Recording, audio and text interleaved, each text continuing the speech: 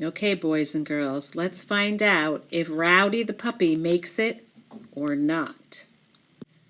First aid. Rowdy still isn't moving. I don't know what else to do. So I bite the heck out of his tail. Perks that little guy right up. The truth. It hits me then. I'm so tired, so banged up, I can't go on even if I want to. I carry Rowdy to the sheltering tree. I cuddle him close. I give him a couple of licks for good measure. Now what? He asks. Now I say we wait. For what? For humans, I answer. For help. Are you sure they'll come? And then I think for a moment.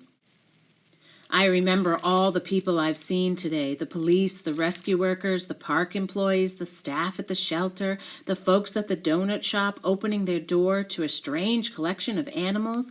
I remember George running to get Julia and Julia trying to get me and Sarah struggling to find them both. I breathe in a sweet puppy of smell. It's important to tell the truth. I'm sure, I say. Forever.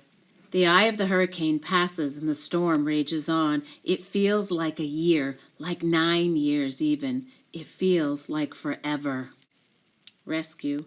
When I hear Julia calling my name through the open window of her parents' car, I pick up Rowdy and dash over like it's my favorite place on this lonely ball called Earth. No clickers necessary, no treats required. I fly my drool flag all the way home. Aftermath. We've lost 10 park residents total, 8 deaths, plus 2 still missing. No humans died, but there were some injuries. They've already started rebuilding. It's funny the way people go right back as if after a tragedy.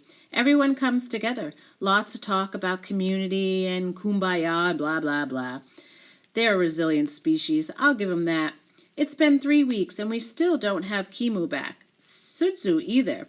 There have been some sightings, but nothing for sure.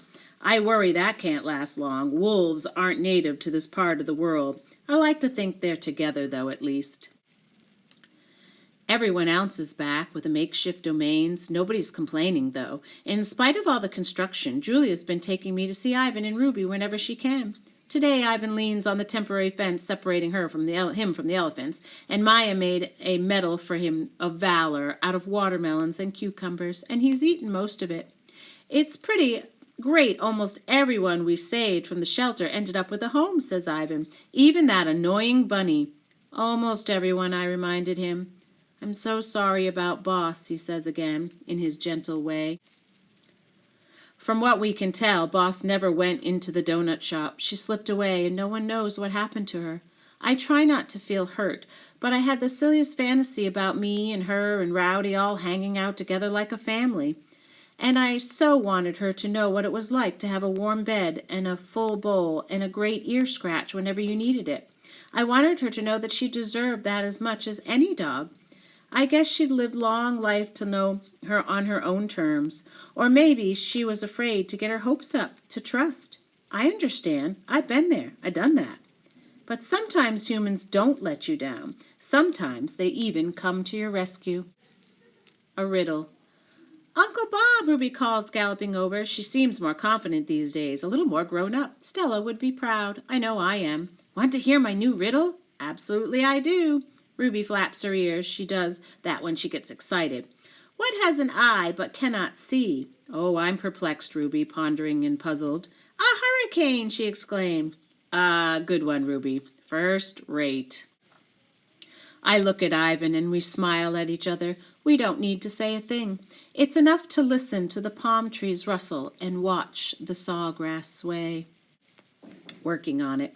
On the way home, we pass the shelter. It's been patched up pretty well, looks like, and they're back in business. I hear the usual yelps and howls and hisses and meows like I always do, and I feel lousy. I plop down on the sidewalk, and Julia stops walking. What's going on, Bob? She asks. I listen like I always do for her bark, that bark. But nope, nothing.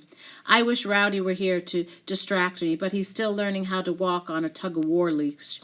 He's a pretty swell pup, even if he's a little feisty. I'm surprised how much I like having him around the house. It's weird. I feel responsible for the little guy, sort of like he's become my numero uno. Julia bends down and strokes my head, and I wag my tail a bit. Slowly stand. I think of poor old Julius stuck in the backyard day and night. I think of Boss roaming the streets, and I think of my siblings, the dark night, the box, and the highway.